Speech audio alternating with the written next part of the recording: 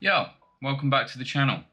In today's video, I want to talk about borderline personality disorder in teens. If you like the content, feel free to hit the subscribe button down below. Right, let's jump straight into it. Borderline personality disorder symptoms are confusing, frustrating, and hard for loved ones to understand. This is particularly the case for parents or caregivers dealing with teens who have borderline personality disorder. Whilst we know a great deal about how borderline personality disorder symptoms look in adults, we know much less about how the disorder presents in teens. In fact, there is still controversy over whether it is appropriate to diagnose teens with BPD. It's very interesting. Many experts argue that teens can have BPD, and adolescent BPD is now recognised as an official diagnosis. At a glance, parents often have questions about borderline personality in adolescence. Some are worried that their teen is exhibiting the signs of BPD, such as intense, frequent mood swings, impulsive behaviours, self-harm, or difficulties in relationships. Others have BPD themselves and are worried that their kids will also have the disorder. Keep reading to learn more about how BPD in teens, including the symptoms, prevalence, and treatments. So, just an interesting thing to note there, others with BPD are worried that their kids will also have the disorder. I don't know if I'm ever going to have kids, but I've definitely had this thought. My dad, he passed away when I was younger, but from what I know of him, he had schizophrenia. And I wonder if part of his schizophrenia and the way that his brain sort of worked and genetics has been passed down to me amongst, sort of what's happened in my life, and that has created borderline personality disorder within myself. I'm not sure. So, what is borderline personality disorder? Borderline personality disorder is a serious mental health condition. It is characterized by instability in relationships, moods, self-image, and behaviors. Many experts have argued that borderline personality should not be diagnosed in anyone younger than 18, since, technically, their personality is not yet fully formed. That's very interesting. In the most recent edition of the Diagnostic and Statistic Manual of Mental Disorders, DSM-5, we've spoken about that before, though there is a provision that allows for the diagnosis of borderline personality disorder before the age of 18. While the provision technically allows for the diagnosis of BPD in children under 13, this is very rare. So just talk about my diagnosis quickly. I got diagnosed with BPD when I was 17 years old after I crashed my car into a wall. I did this on purpose. I was going through some extremely difficult times at that point in my life. And unfortunately I felt like that was the only option that I had to get out of the way that I was feeling constantly. Obviously that is not the case, and if you do have any thoughts of self-harm or suicide or anything like that, please get in contact with different charities like the Samaritan, or talk to friends, family, loved ones, therapists, whatever it may be. But make sure people know how you're feeling. Don't be hiding behind everything. You want to get better, so make the active effort to find the ways to get better. Let's talk about the symptoms of BPD in teenagers.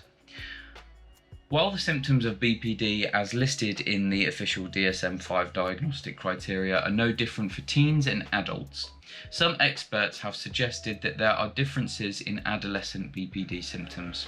Symptoms of BPD include depression, frequent and intense changes in mood, fear of abandonment or rejection, difficulty in maintaining relationships, impulsivity and risky behaviour, paranoia, self-harm, suicidal thoughts and behaviours. Before we move on, I am now a 29-year-old man. I'm going to be turning 30 in February. These are the symptoms that I now have. Depression, it will come and go, but if I keep up with exercise and looking after my body, then I find that my mental health is better. But at the same time, I do still have frequent and intense changes in mood. I absolutely still have that. That is a part of my life that I'm still trying to figure out and gain a more active sort of control over.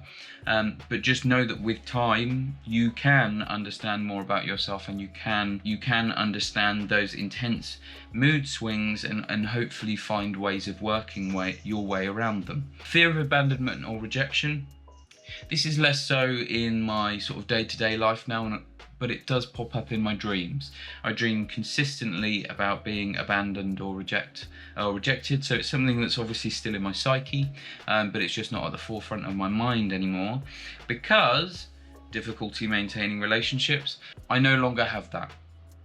I have it where I get anxious to talk to people that I haven't spoken to in a long time, but I myself managed to find a good group of friends, and I've also maintained a relationship with my girlfriend for the last 6 years. So this was a large part of my teenage years, difficulty maintaining relationships. That was relationships with, other people, and also friends, but less so friends, more so actually maintaining healthy relationships with people in my younger years. Impulsive and risky behaviour. Again, as I've got older, this has got better. That's not to say I still don't have my flaws. I think the last incident where I was really kind of risky was I ended up getting drunk, maybe in 2022 or something like that, 2021 maybe, I'm not sure about COVID and whatnot. And someone was having their birthday. I ended up talking to one of my friends who has a life-threatening condition. And because I was drunk and I was upset, I ended up having a mood swing, and I started running head on into traffic because I was so upset and I wasn't in control of my body. So there you go, there's some impulsive and risky behaviour. That's just an example of it. I do my best to stay away from drink and drugs and all of that type of stuff now, because it causes issues with how I understand my brain. Obviously, if you're a teenager, you shouldn't be doing those things anyway.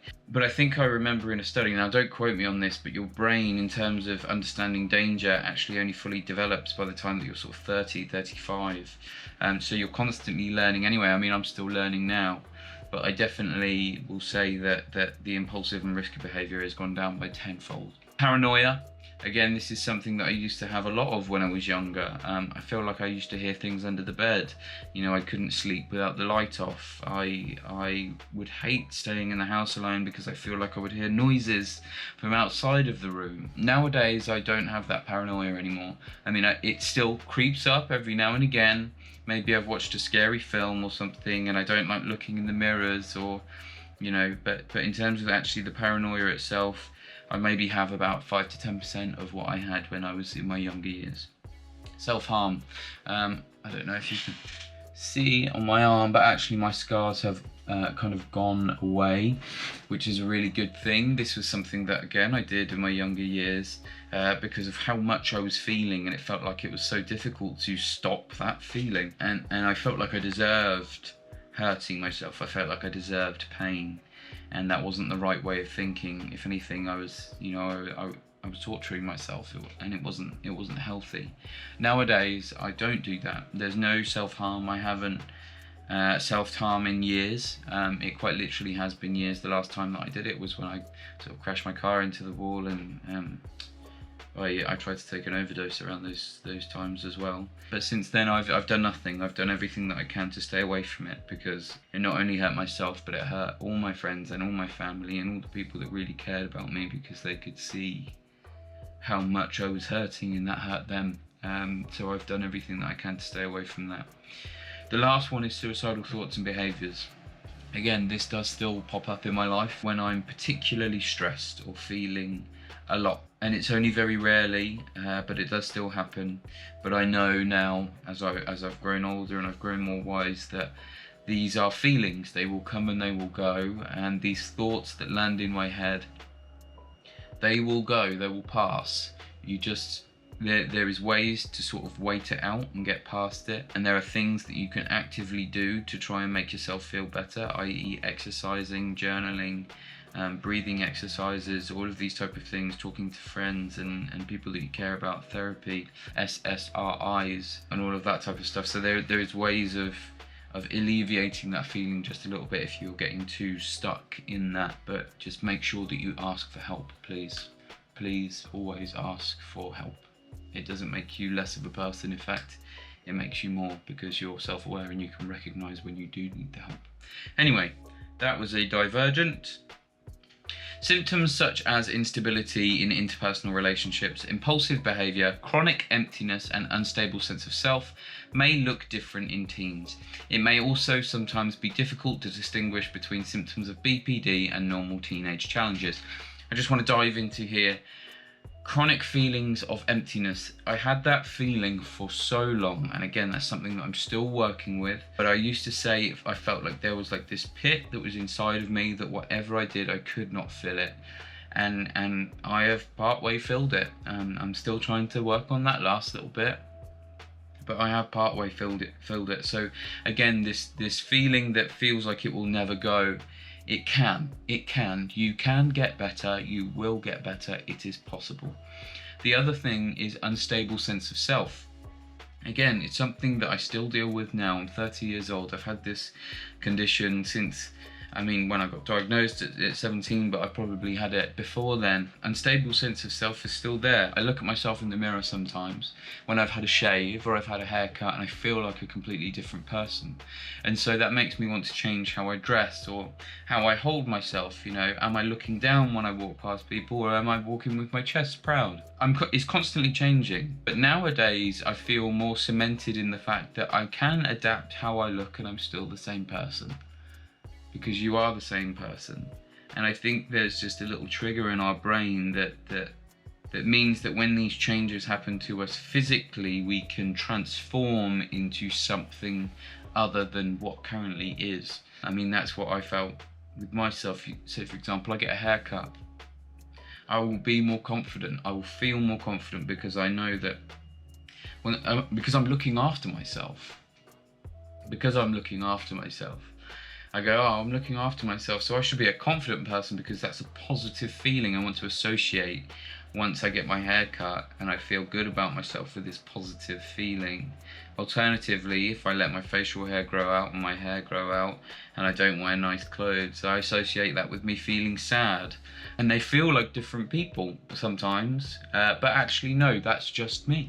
That's just me, that's all of me. I don't know why I did that, but that is all of me. If you have the condition, it's a part of it, and that's okay. That is okay. I'm okay, you're okay, we're okay. Okay. Diagnosis of BPD in teenagers. In order to diagnose BPD in teens, doctors and psychiatrists will look not just at the individual's behaviour, but also their motivations for behaviours.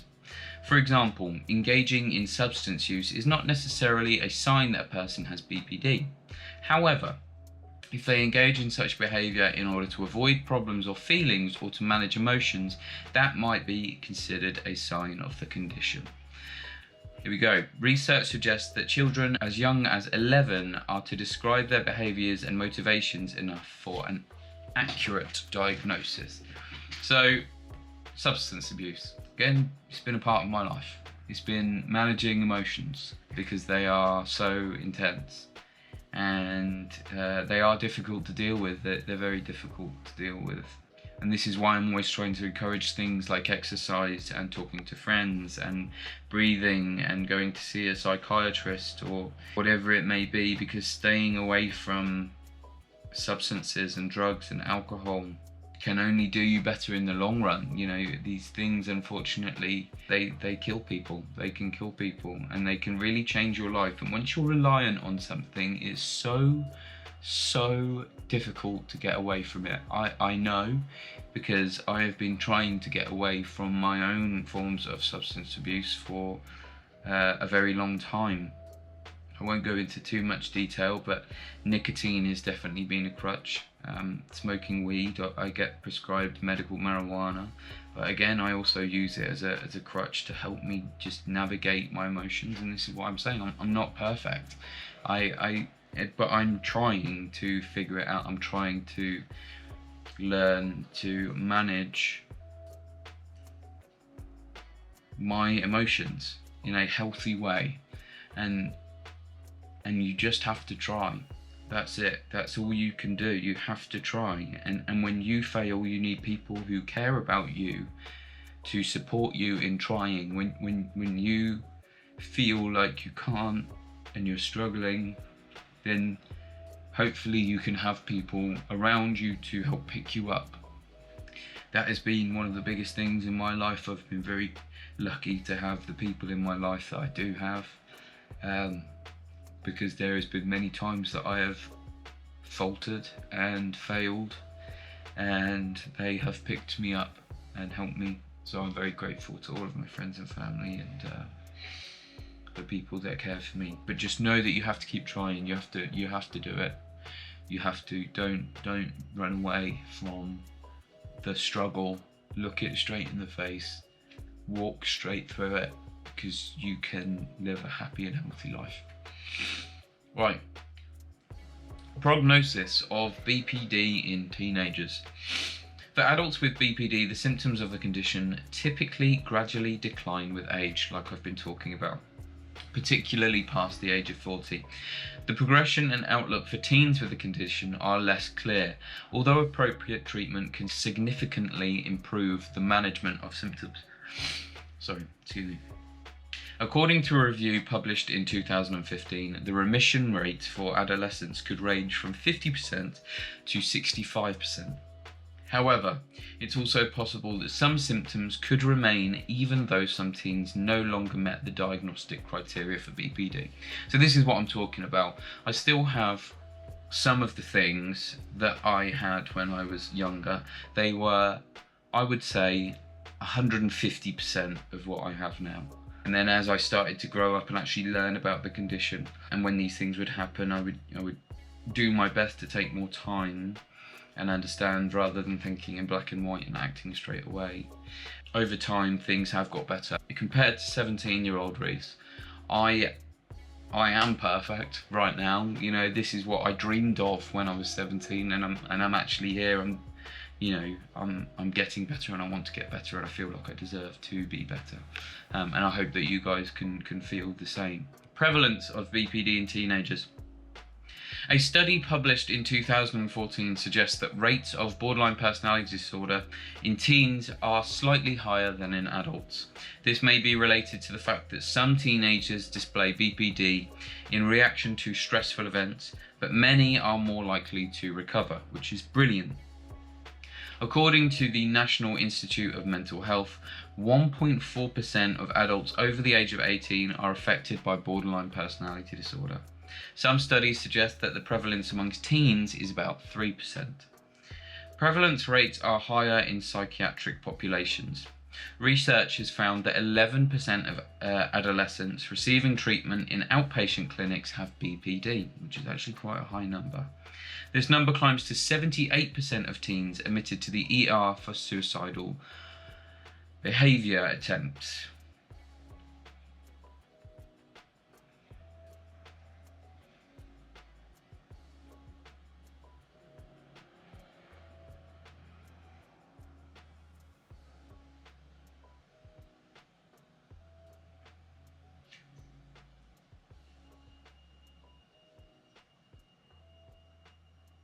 %78.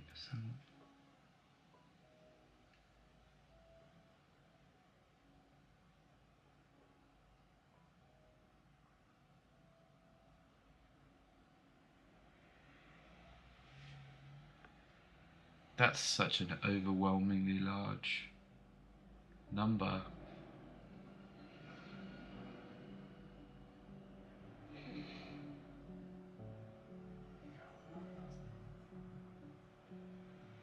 And this is why I need to make videos like this, so that teenagers aren't hurting themselves anymore.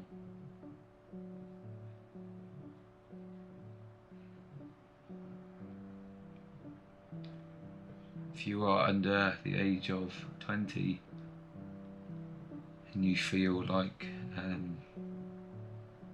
there's no route out, There is. There is. I didn't think that there was a way out. I was wrong. Please don't make the same mistake that I did. Your life is worth something. In fact, your life is probably worth a lot more than you realise. And there are good things about the condition. When you're willing to show how much you feel, you can change people's lives.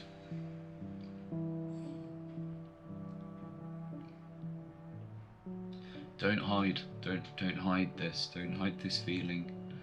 The reason why I try and express myself in these videos is so that hopefully you guys can too.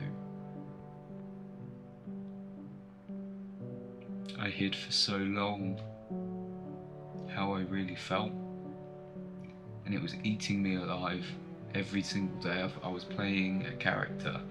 I wasn't myself, and over time I was just boiling like a kettle, and there's only so long you can boil before you break and you explode, and that's what this is.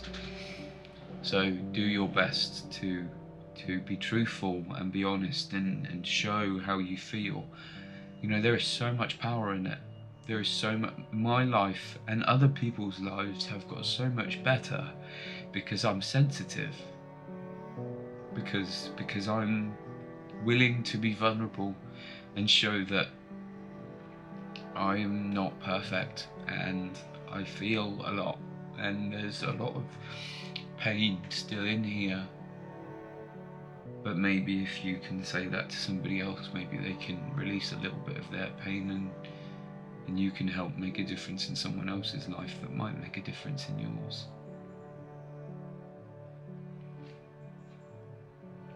Risk factors of BPD in teenagers. Reset. The risk factors for borderline personality disorder in adolescents are very similar to the risk factor in adults. In fact, many of the environmental risk factors for BPD occur during childhood. Some of the factors that may increase the risk of BPD include brain differences. Researchers found that people who have BPD often have changes in the area of the brain that are associated with the regulation of emotion and impulses. That sounds like it would make sense to me. I'm no doctor, but fair enough. Environmental factors. Childhood abuse and neglect, as well as parental separation or loss, have been linked to borderline personality in adults and teens. I lost my father when I was 6. It was the most heartbreaking day of my entire life, and it changed the course of my life forever. There are other things that happened to me during childhood, but that was the largest thing that I think made a huge difference to me. Family history. Kids whose parents have serious mental health conditions such as depression, substance abuse, or antisocial personality are at greater risk of BPD, like I said about my dad earlier. Genetic influences. In addition, there are likely biological risk factors for BPD, such as a genetic component of the disorder that is inherited, i.e. parents. The good bit. Prevention of BPD in teenagers. If you are worried that your adolescent may be at risk for developing BPD based on either environmental risk factors, e.g. trauma exposure, or biological risk factors, e.g. a first-degree relative with the disorder, some experts believe that there are ways to modify the course of the condition. Kids who experience externalizing disorders such as oppositional defiant disorder, ODD, and attention deficit hyperactivity disorder, ADHD, appear to be more likely to develop BPD symptoms in adolescence. The presence of depression in adolescence appears to predict BPD during adulthood.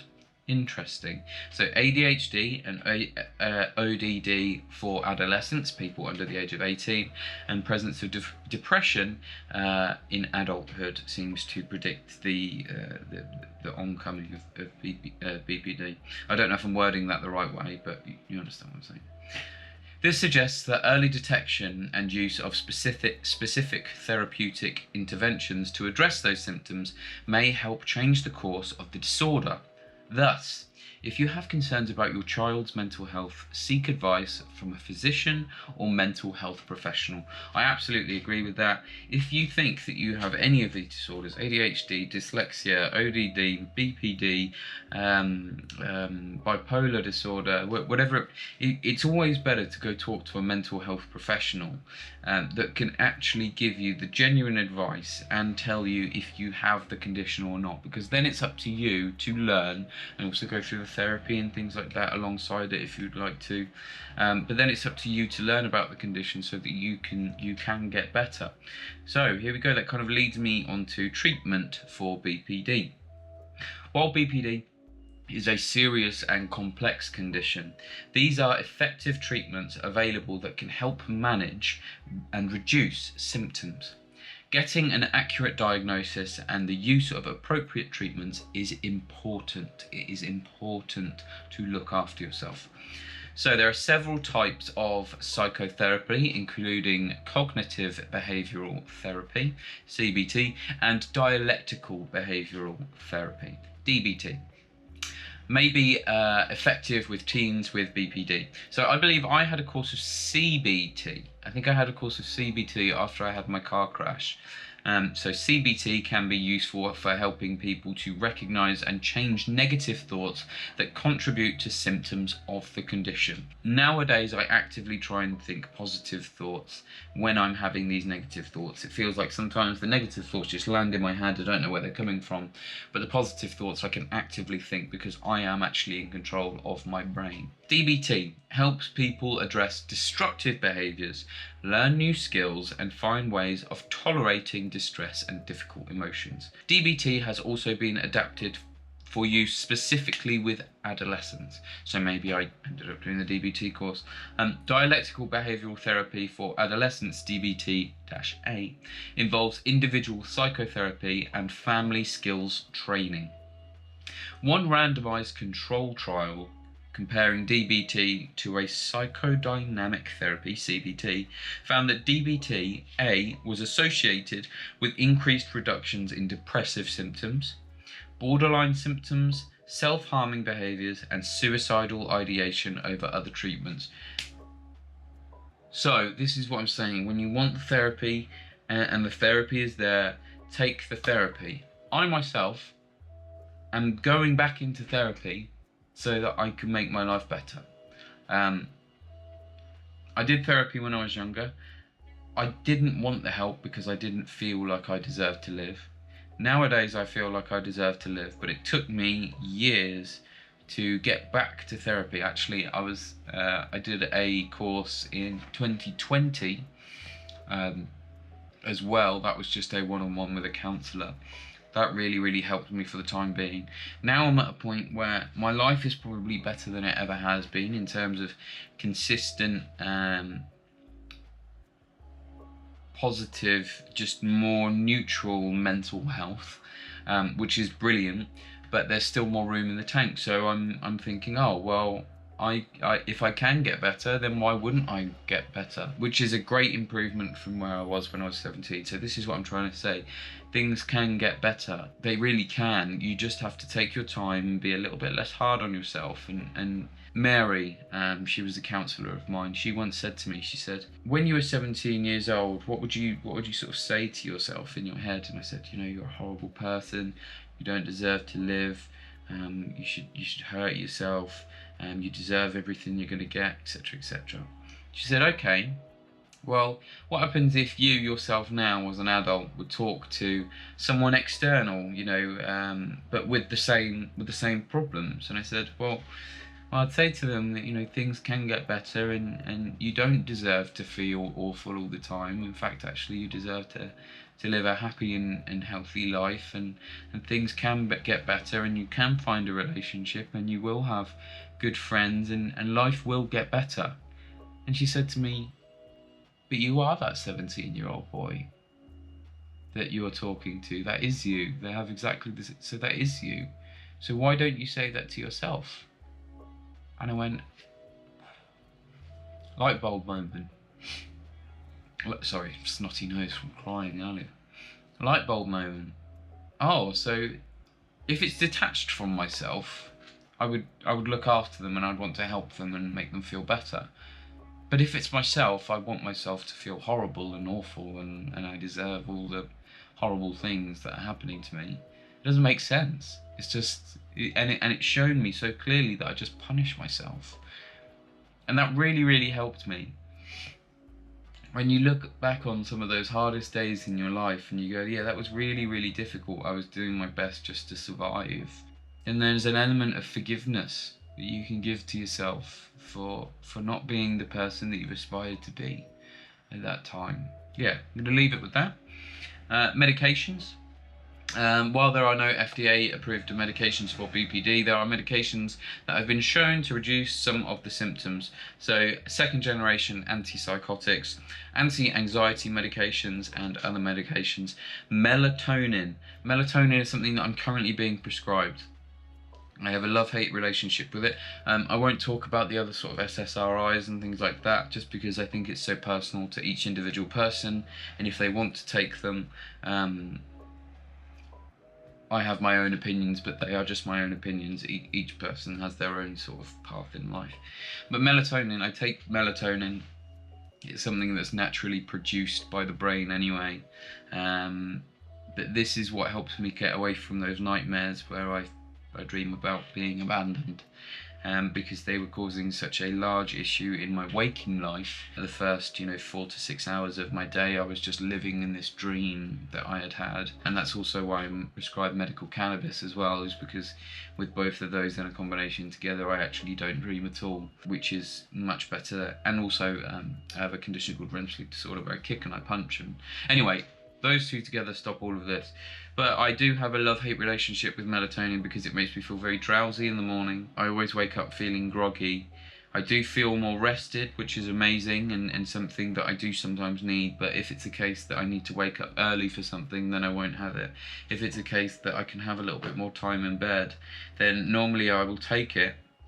I won't sleep more, but just those few hours after I wake up where I'm really kind of groggy and my brain just isn't firing at 100% because I'm not needing to rush or do anything. I find that beneficial. It feels like I just catch up on an extra hour's sleep when I don't actually have an extra hour.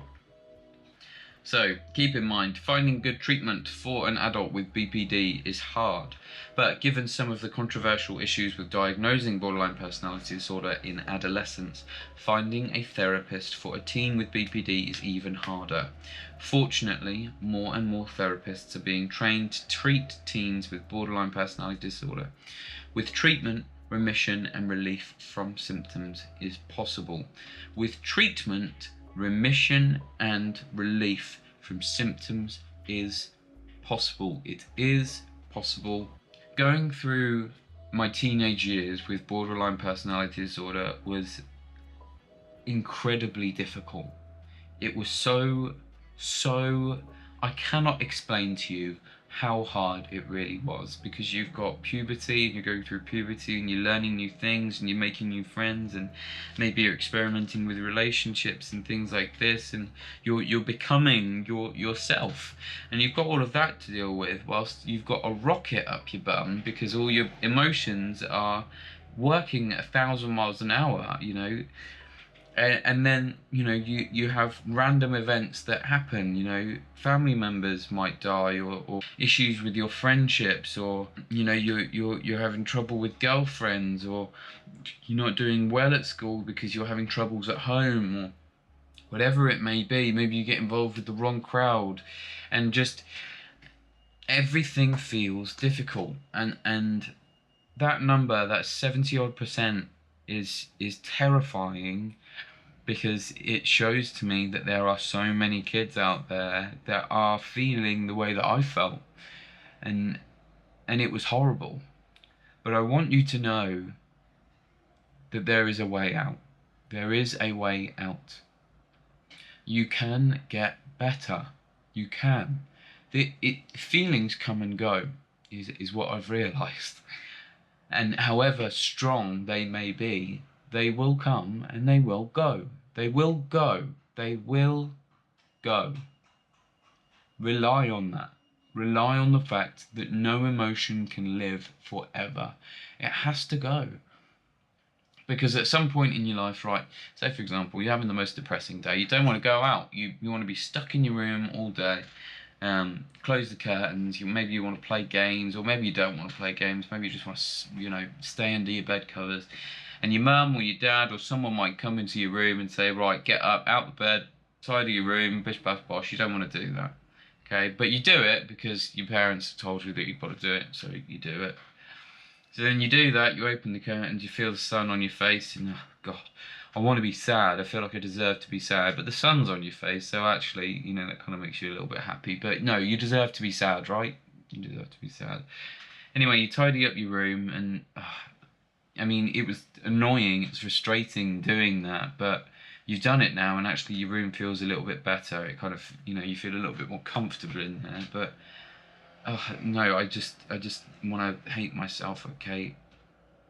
So then maybe you go downstairs, or you have to go to school or something, and you go outside and you're at school and you feel absolutely dreadful. You have this horrible knot in your stomach, but one of your mates, I don't know, they do something silly and it makes you smile, and you just forget, just for a second, that you need to be sad. You need to be sad and depressed, but you smile.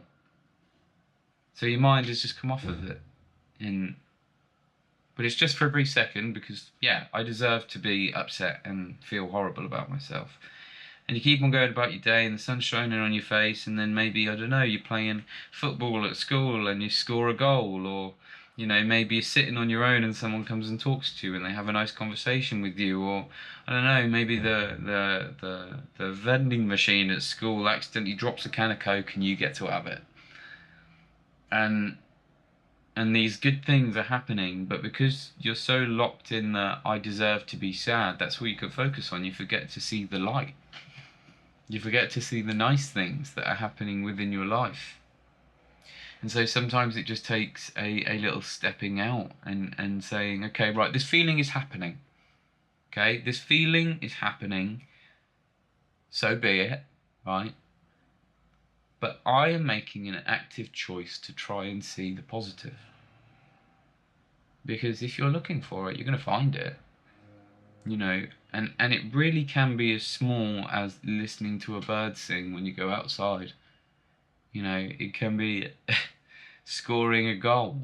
It can be throwing an orange up in the air and your mate does a zigzag and it lands perfectly on his head and he chases you around the park and you're giggling like school children. But I just couldn't, when I was younger, I couldn't see that. I couldn't see the positive. I found it so difficult. I found it impossible. And that would be my advice to anyone, is when you're feeling down, make an active effort to look for the positive. Because from my point of view, life just happens. Life just happens. There's some things that you're in control of and there's other things that you're just not. But everything feels like a learning experience. You can take positives from the negatives. You can learn to not do something again because it's made you feel like shit. You have to take life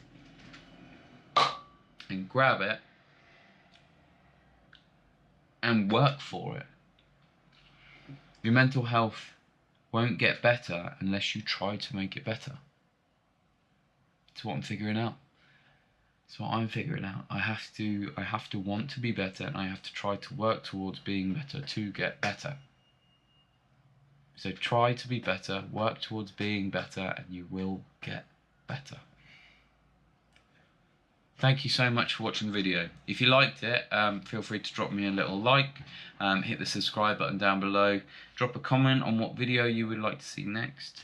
The website that I was using is very well mined. I love this website. I think that there's great information on there. I'll leave a link down in the description below.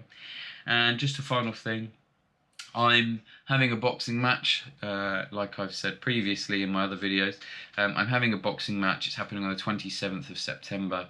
I'm donating to a BPD charity. I will leave a link down below to my Just Giving page. It's for a charity that works with people with borderline personality disorder, and it uses creativity in order to try and help them with their mental health and stress. I am an actor and a filmmaker, and it has really helped me feel better about my life. And this is what I mean. BPD can be a great thing. If I get really emotional in a scene with BPD, or I use my anger or sadness in a film and it's recorded, well, then people applaud me for the same reasons why I used to beat myself up as a child. There is great things about BPD. You just have to find your bit within it. Right, I'm going to love and leave you for now. I hope you've liked the video. It's been nice actually doing this again. Love you guys lots. I will see you in the next.